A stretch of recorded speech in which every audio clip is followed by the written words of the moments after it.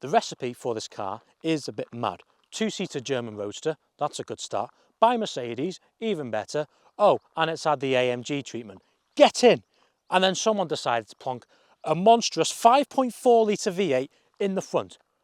What the hell were the Germans drinking? Well, I'm here to find out. I'm Max Atavani, and welcome to Driven Plus.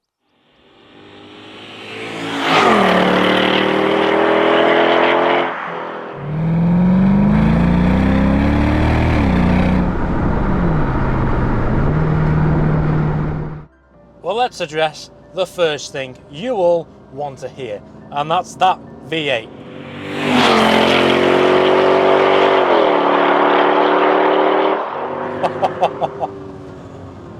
Oh yes, what AMG is famed for. It's glorious sounding V8,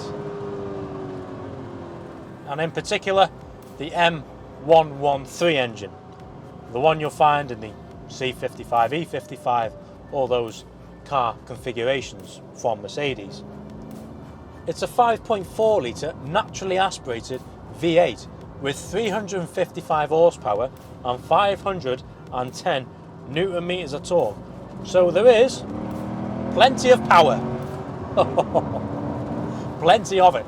But having said that, for the size of engine, would you have thought the power figures would have been more? Potentially. But having said that, 0 to 60 figure is 4.9 seconds and it'll top out at 155 miles per hour. It's not short of power one bit. It's bloody quick. It really is. And it weighs 1,575 kilos, just short of 1.6 tonne.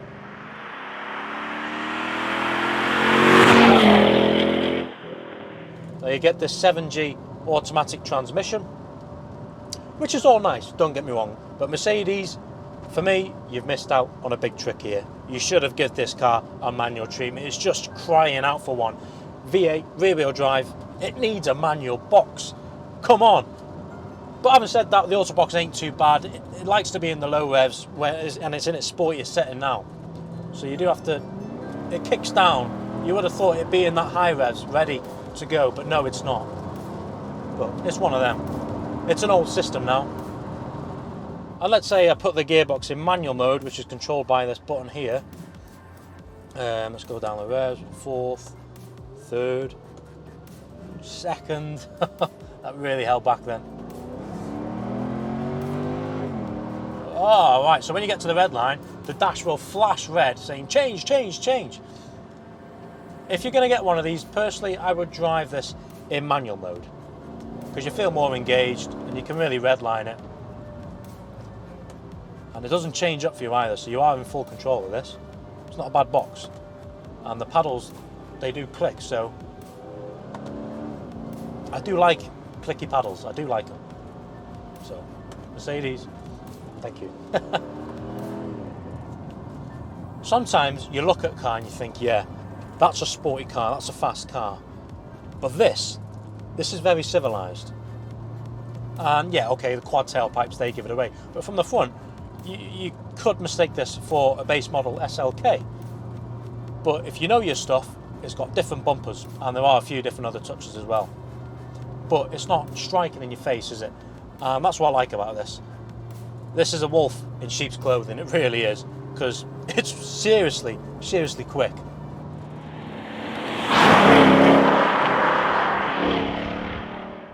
And the suspension setup as well. Yeah, for an AMG car, it's very comfortable, more comfortable than I thought it'd be for what it is. In terms of feedback from a corner, there's quite a bit of roll, but yeah, it's not bad. Depends what you're going to use it for. There are better cars in the market, such as a Porsche Boxster, but this has got one hell of a lump up front. But these weren't cheap when they came out.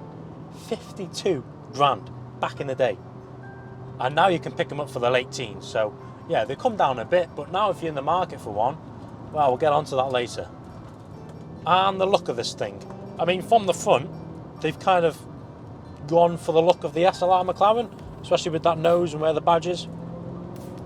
It looks alright, looks good. Obviously the SLR McLaren looks 10 times better, don't get me wrong, I'm not comparing the two at all.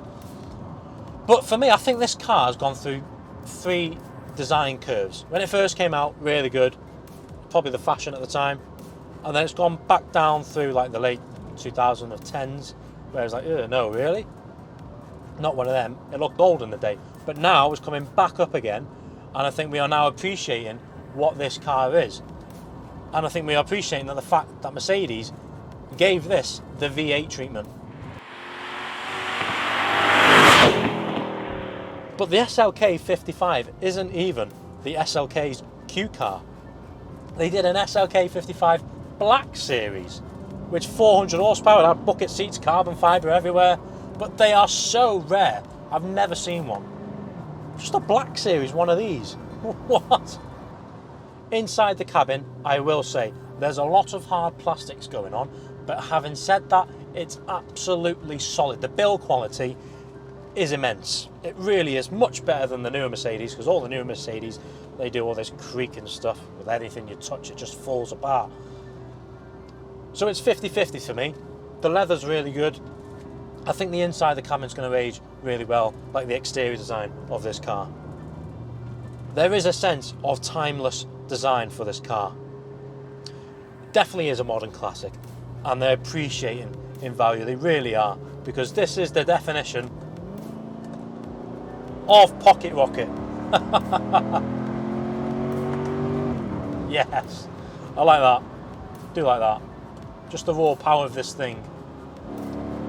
You can't beat a V8. You cannot beat it. Yeah, the soundtrack is mega.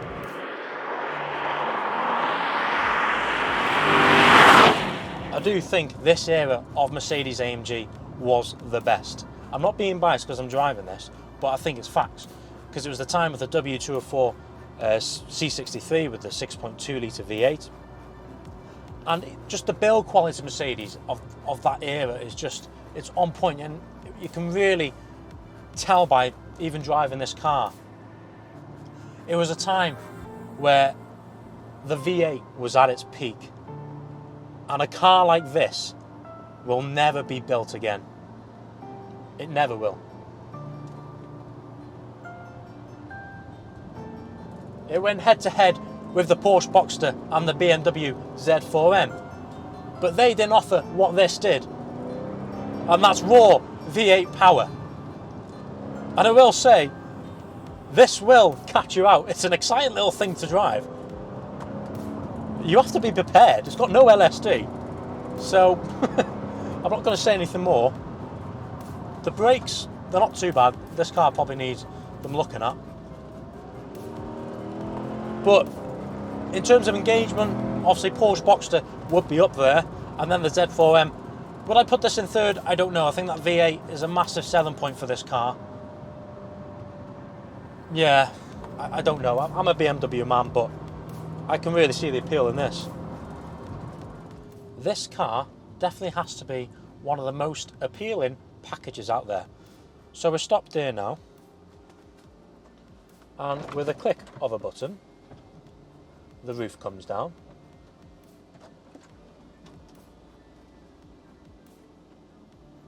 You do get a totally different experience when this is down, and I am so looking forward to hearing that exhaust note now.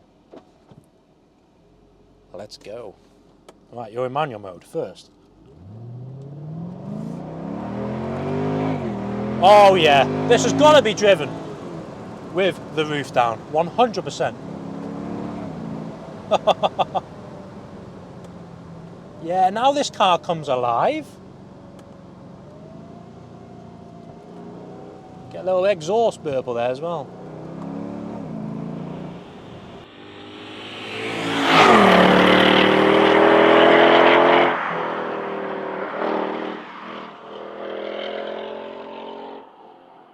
But I love the fact that cars like these aren't shouty like cars nowadays. Yeah, okay, apart from the quad tailpipes. But it takes an enthusiast to appreciate what this car is, because you hardly see them. They are rare. Future classic? Most definitely. One last time, let's hear this glorious V8 in all its glory. Ah. You can't beat a V8. You cannot, and especially in this. It's so pure. Sound, the rumble, it's pure like muscle car. I hope you enjoyed our review on the SLK55 AMG today. And like and subscribe. We'll see you next time. Thank you.